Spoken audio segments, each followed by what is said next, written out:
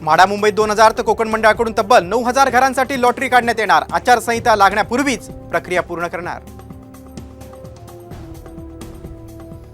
सरकारचं प्लॅनिंग शून्य। पुण्यातील पूरस्थितीवरून सुप्रिया सुळेंचा आरोप। तर प्रशासन सज्ज असून नागरिकांना त्रास होणार नाही, खासदार मोहोळांची ग्वाही। रस्त्यावर नमाज पठण झालं नाही तर शनिवारी रस्त्यावर हनुमान चालीसा वाचली जाणार। भाजप आमदार प्रसाद लाड यांचं वक्तव्य।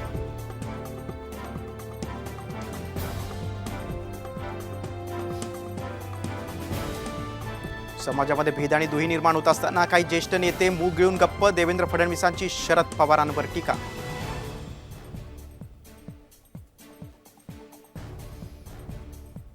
आजही दलित मंदिरात गेल्यानंतर मंदिर गंगाजलानं धुतलं जातं। केंद्रीय मंत्री चिराग पासवान यांनी दाखवला जातीय वादाचा आरसा।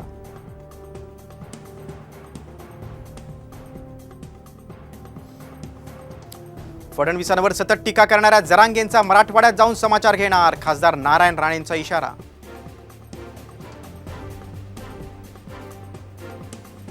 फुकट धमक्या देऊ नका, अन्यथा कोकणात सुद्धा फिरू देणार नाही। मनोज जरांगेंचा राणेंवर पलटवार।